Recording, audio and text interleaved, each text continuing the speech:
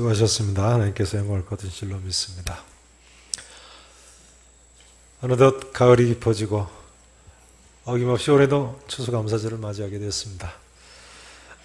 올해 여름은 어느 해보다 더 무더웠습니다만 이제 와서 보니까 오히려 곡식과 과실이 더 풍성하게 결실을 맺게 된 것 같습니다. 이 추수의 기쁨, 결실의 기쁨이 성도 여러분의 가정과 교회와 우리나라 우리 민족 위에 넘치실 수 있기를 진심으로 축원합니다. 자, 오늘은 지난 특별 새벽기도회 기간에 하신 아브라함의 믿음에 대한 설교의 마지막 편입니다. 자, 지난 특별 새벽기도회 주제가 뭐였습니까? 주제가 뭐였죠? 네, 따라서 하실까요? 다시 믿음으로. 여러분 일평생 믿음으로 사실 수 있기를 진심으로 축원합니다. 네, 좌우에 계신 분 같이 한번 이렇게 인사 나누시죠. 믿음으로 삽시다.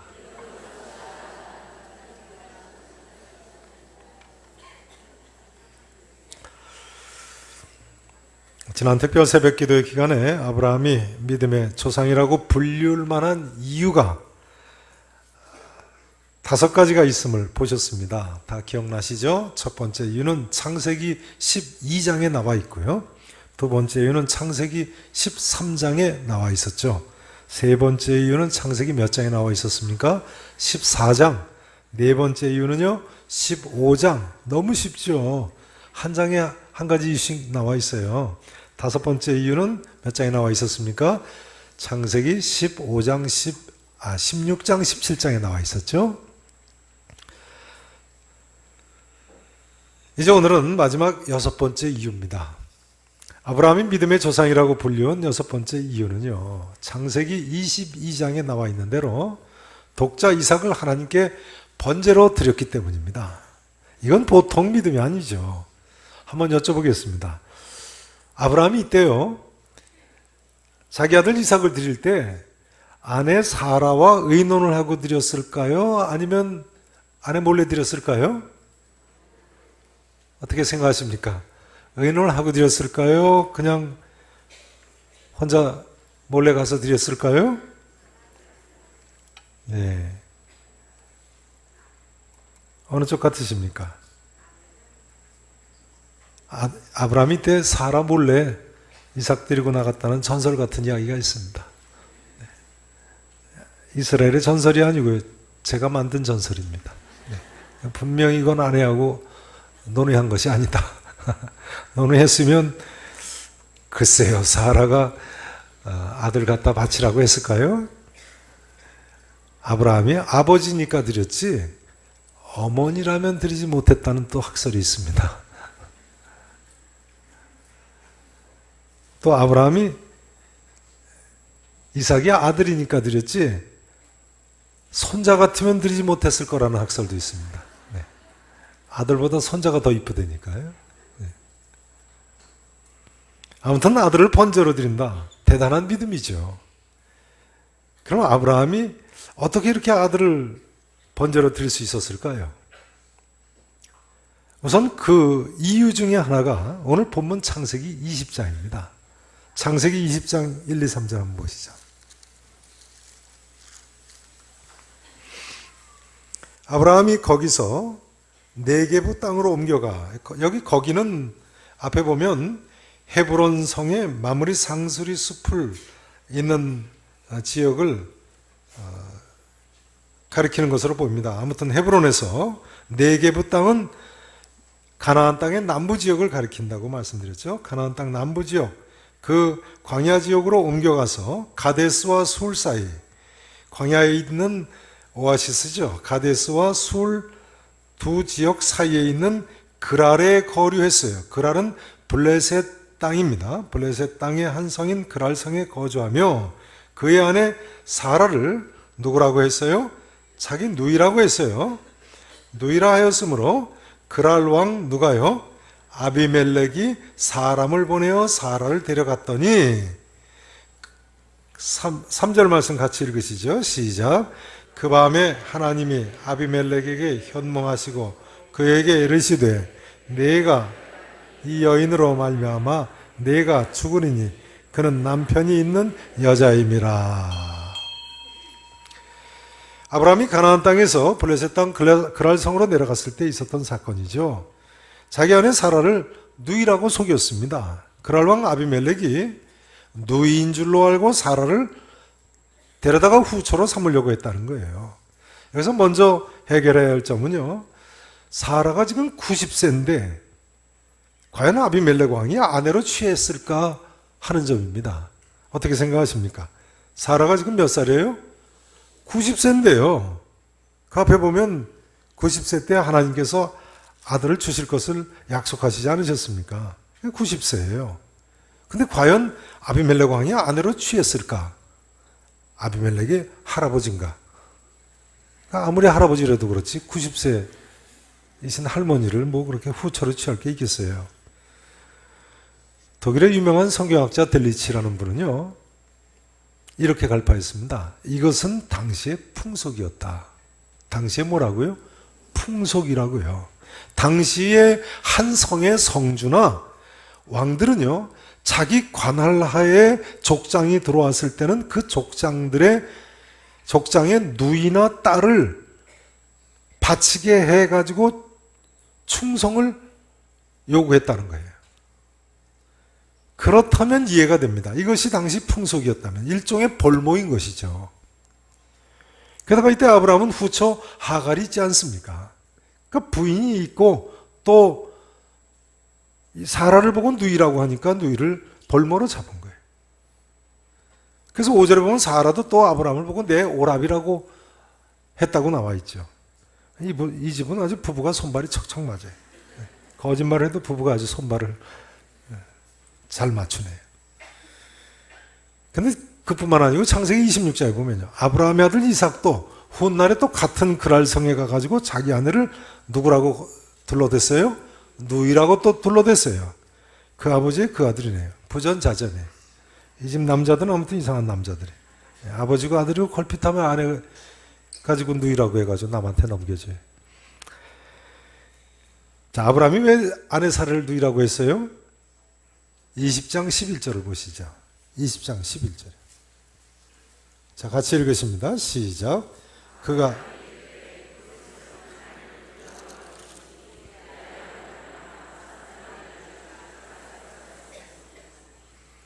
네, 왜 넘겨줬어요? 아브라함이 사라에게 이르되 이곳에서는 하나님을 두려워함이 없으니 내 아내로 말미암아 사람들이 나를 어떻게 할까 해서요?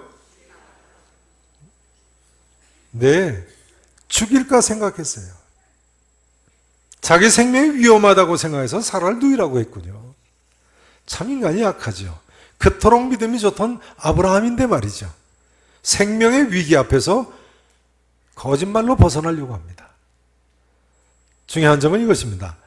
아브라함이 99세 때 사라가 90세에 이런 일을 벌였으니까요. 사라가 지금 바야흐로 아들 이삭을 낳아야 할 때가 됐는데 아브라함이 그 사라를 아비멜렉 왕에게 넘겨줬다는 거예요. 아브라함은 하나님께서 90세나 된 죽은 것 같은 자기의 아내를 통해서 아들을 주실 것이라고는 상상도 하지 못했던 겁니다. 만일 이때 아비멜렉이 사라를 취했다면요, 사라가 이삭을 낳을 수는 있을지 몰라도 서로가 아브라함의 아들이라고 해도 아무도 안 믿었을 겁니다. 아비멜렉의 아들이라고 했겠죠. 아브라함과의 사이는 99세까지 자녀가 없었는데요. 자, 20장 3절 말씀을 보세요. 20장 3절 다시 한번 보세요.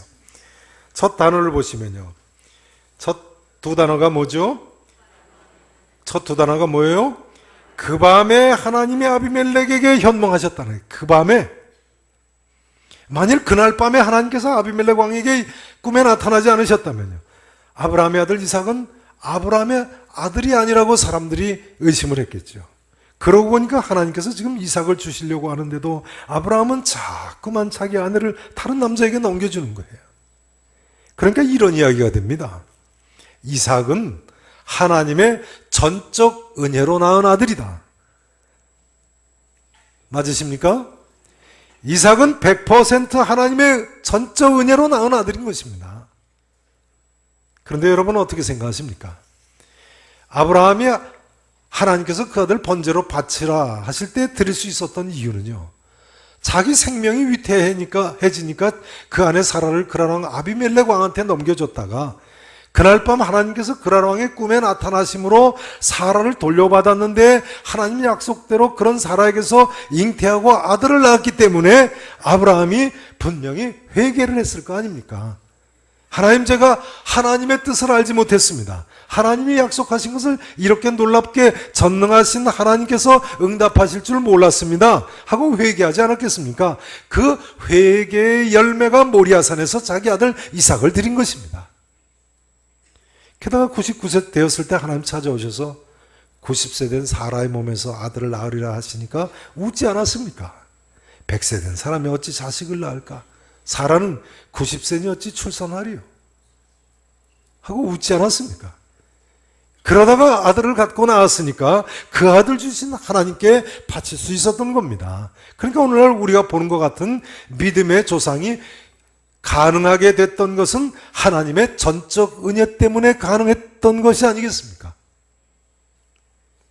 그런데 여러분 어떻게 생각하십니까? 오늘날 우리도 마찬가지 아니겠습니까? 나의 나된 것은 하나님의 은혜로 된 것이라. 그렇게 생각하시죠? 사도 바울은요, 나의 나된 것은 하나님의 은혜로 된 것이라고 하면서요, 바로 그 다음에 이렇게 이야기하고 있습니다. 따라서 하시죠. 내가 모든 사도보다 더 많이 수고하였으되, 내가 모든 사도보다 더 많이 뭐 했다고요? 수고하였다고요. 어쩌면 아브라함이 독자 이삭을 드리는 정도로 헌신했는지도 모르겠습니다. 그러나 그 다음 뭐라고 이야기합니까? 따라서 하시죠. 내가 한 것이 아니요, 내가 한 것이 아니요, 오직 나와 함께 하신 하나님의 은혜로다. 믿으십니까? 그러니까요, 오늘날까지 내가 뭐 좀 주님을 위해서 한 것이 있다고 해도 누구의 은혜겠습니까? 하나님의 은혜인 것입니다. 자랑할 것이 없습니다. 자, 이제 창세기 20장 14절 이하를 또 좀 보시죠. 14절부터 보시죠.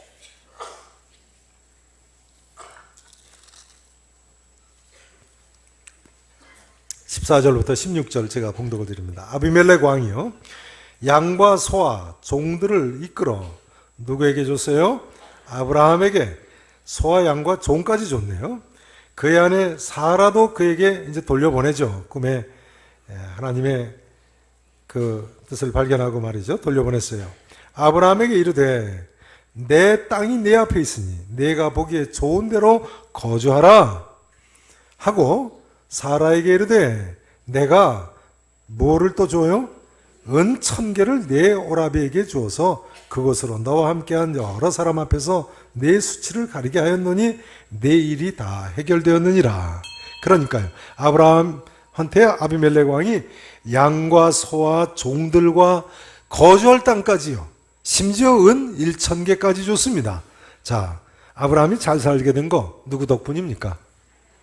아브라함이 잘 살게 된 건 누구 덕분이에요? 아비멜렉 덕분이 아니고 하나님 덕분이죠. 마찬가지 아니겠습니까, 여러분? 지난 1년간 우리에게 이런 결실이 있었던 것 누구 때문이라고 생각하십니까? 하나님께서요.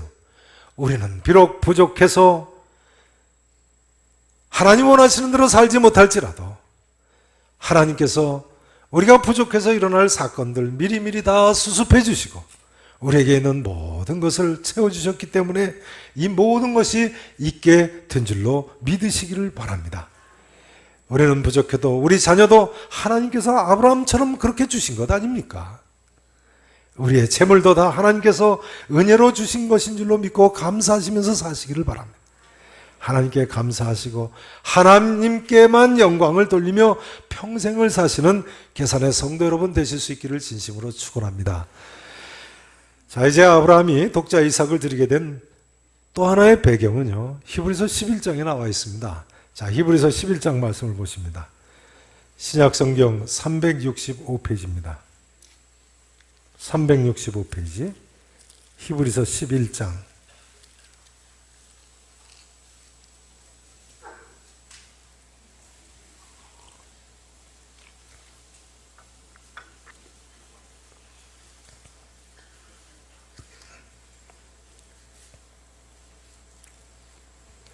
17절에서 19절을 보십니다.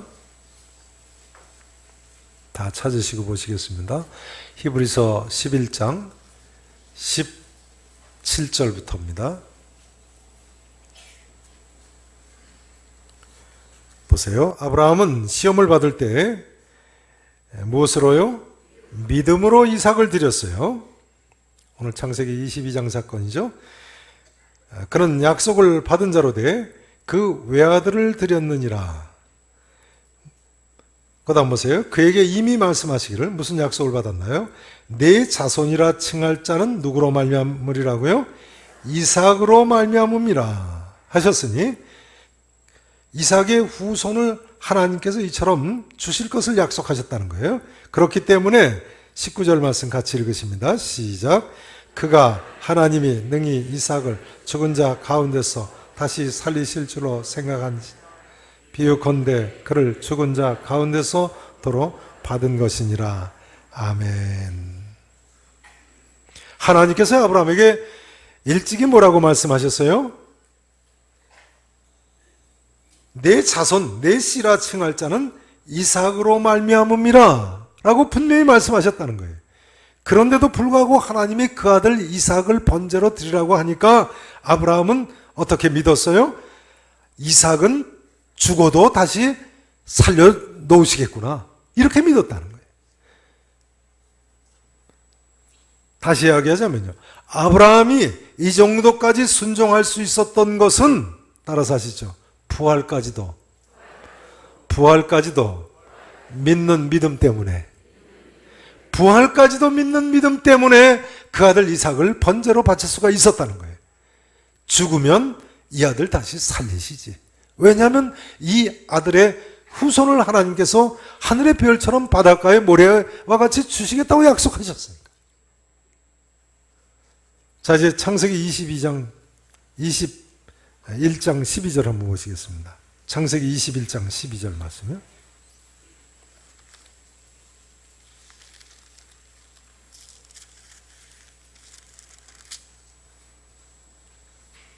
(21장 12절) 보세요. 제가 봉독 드리겠습니다. 21장 12절입니다.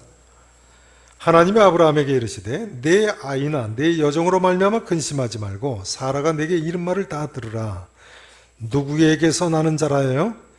이삭에게서 나는 자라야 내 씨라 부를 것임이니라. 분명히 하나님께서 이렇게 말씀하셨잖아요. 그러니까 하나님의 이 약속을 아브라함은 순도 100%의 믿음으로 믿은 거예요. 그래서 이삭이 죽어도 하나님께서 다시 살려주실 줄로 믿은 거예요. 내가 이 아들 번제로 드려도 혹시 죽는다 해도 하나님께서 죽은 자 가운데서 다시 살리실 줄로 믿었기 때문에 순종한 것입니다. 성경학자들은요, 그렇기 때문에 창세기 22장 5절 말씀도 이렇게 해석합니다. 22장 5절을 보십니다. 22장 5절 보세요. 이에 아브라함이 종들에게 이르되, 자, 모리아 산에 가서 이제 종들한테 여기 머물라고 하면서 이삭만 데리고 번제로 삼으러 가는 거죠. 너희는 나귀와 함께 여기서 기다리라. 기다리라고 하면서 뭐라고 했어요? 내가 아이와 함께 저기 가서 뭐 하고요? 예배하고, 그 다음 단어가 뭡니까? 그 다음 단어가 뭐예요? 우리가 너희에게로 돌아오리라. 아브라함은 자기 혼자 돌아올 걸로 생각했어요? 이삭도 같이 돌아올 걸로 생각했어요? 예, 성경학자들은요, 여기 이 우리라는 단어를 사용한 것을 과장된 수사법이 아닌 것으로 봅니다. 거짓말이 아닌 거예요. 아브라함은 실제로 그렇게 번제로 드리고 나도 죽은 아들 하나님이 다시 살려주셔서 그 아들과 함께 다시 되돌아올 줄로 믿었다는 거예요. 순도 100%의 믿음으로, 부활까지도 믿는 믿음으로 우리에게 믿음의 조상의 모습을 보여주고 있습니다. 이제 이 질문을 드리지 않을 수 없습니다. 성도 여러분, 예수님께서는요, 이렇게 말씀하지 않으셨습니까? 너희는 마음에 근심하지 말라. 하나님을 믿으니 또 나를 믿어라. 내 아버지 집에 거할 곳이 많도다. 그렇지 않으면 너에게 일렀으리라 하셨는데요. 여러분, 죽은 후에 부활을 믿으십니까? 믿으십니까? 아브라함처럼 순도 100%의 믿음으로 부활이 있을 것을 믿으실 수 있기를 축원합니다. 여러분, 대단한 믿음이 있으면 대단한 순종이 있을 수 있는 것입니다. 아브라함 보세요. 무서울 정도의 믿음이 있을 때는 무서울 정도의 순종이 있을 수 있는 것입니다. 이런 믿음은 세상이 감당하지 못하는 믿음이죠. 우리에게 이런 믿음이 필요합니다. 여러분, 어떤 고난이 내 앞에 있다고 할지라도 하나님께서 내게 약속하신 그대로 전부 이루실 줄로 믿으시기를 축원합니다. 고난 중에 고난인 죽음이 온다고 할지라도 하나님께서 약속하신 대로 나 부활시켜 주실 줄로 믿으셔야 됩니다. 영생하실 줄로 믿으셔야 돼요. 선하시는 성도 여러분, 아브라함과 같은 믿음과 순종으로 하나님께 온전한 영광을 돌리며 사실 수 있기를 진심으로 축원하겠습니다. 이제 중요한 점은요, 그럼 우리는 어떻게 하면 하나님께 이런 믿음과 이런 순종을 보일 수 있겠는가 하는 점입니다. 이것이 중요하겠죠. 어떻게 하면 하나님께 이런 믿음과 이런 순종을 보이면서 살 수 있겠는가. 물론 하나님께서 우리에게 사랑하는 아들을 번제로 드리라고 하시지는 않으시니까요. 여기서 생각해 보실 점은요, 이삭의 죽음은 곧 아브라함의 죽음이라는 사실입니다. 사랑하는 독자 이삭 죽이고 100세 넘은 할아버지가 어떻게 살겠습니까? 아들 이삭의 죽음은 곧 누구의 죽음이에요? 아브라함의 죽음이에요. 그러나 그럼에도 불구하고 아브라함은 아들 이삭을 데리고 묵묵히 하나님께서 지시하신 대로 모리아 산으로 갔다는 거예요. 아브라함의 이런 순종의 모습은 우리에게 있어서 어떤 모습과 같다고 할 수 있겠습니까? 어떤 모습과 같겠습니까? 자기를 부인하고요, 날마다 자기 십자가를 지고 예수님을 따르는 것과 같은 삶인 것입니다. 우리에게 있어서 믿음과 순종의 길은요, 겟세마네 동산까지 십자가의 길을 묵묵히 따라가는 것입니다. 예수님께서 바로 아브라함처럼 앞장서서 가지 않으셨습니까? 비록 주님께서 지금 나를 저 천국으로 오라고 하신다고 할지라도 아멘하고 순종하고 끝까지 따라가는 삶이 바로 이삭을 드리는 아브라함과 같은 믿음과 순종의 삶인 것입니다. 중요한 점은 이것입니다. 아브라함이처럼 믿음으로 순종할 때 하나님께서는 이삭 대신에 제물로 드릴 수양을 예비해 두셨다는 거예요. 여러분, 우리도 아브라함과 같은 믿음으로 살고 순종으로 살 때요, 하나님께서는 분명히 우리를 여호와 이레의 축복으로 복을 나뉘어 주실 줄로 믿으셔야 됩니다. 믿음으로 순종하는 사람만이 여호와 이레 하나님께서 예비하시는 것을 모골이 송연하게 소름 끼치게 깨달을 수 있는 거예요. 다시 한번 강조드리고 싶습니다. 믿음으로 순종하는 사람만이 여호와 이레 여호와 하나님께서 예비하시는 것을 모골이 송연하게 알 수 있는 거예요. 마치 이삭을 결박하여 제단 나무 위에 놓고 손을 내밀어 칼을 잡고 그 아들 잡으려는 순간에 하나님께서 아브라함아 아브라함아 부르시고는 한 수양이 뒤에 수풀에 뿔에 걸려 있는 것처럼 말이죠. 그러니 이 경우는 누가 봐도 여호와 이레 여호와 하나님께서 친히 준비하신 것이 아닙니까? 여러분 중에요, 혹시 나는 믿은 지 오래됐어도 도무지 하나님 살아계신지 모르겠다 하시는 분이 계십니까? 나는 믿은 지 오래됐어도 믿음이 날마다 그날이 그날이다 하시는 분 계세요? 믿음으로 순종하면서 살지 않으셔서 그렇습니다. 뭘 하지 않으셔서 그렇다고요? 믿음으로 하나님 말씀에 순종해 보세요. 여호와 이레 하나님, 하나님께서 미리 예비하시는 역사를 분명히 목격할 수 있습니다. 야, 하나님 살아계시구나, 하나님이 이 모든 것 다 준비하셨구나, 절감할 수가 있는 거예요. 이제 이 말씀으로 한마디로 오늘 말씀 증거를 마치기를 원합니다. 여러분 인생 끝날까지 아멘하고 믿음으로 순종하실 수 있기를 축원합니다.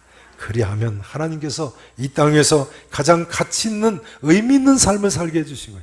이 세상 삶이 끝난 후에는 가장 아름답고 복된 저 천국을 예비해 놓고 계실 줄로 믿습니다. 기도하시겠습니다.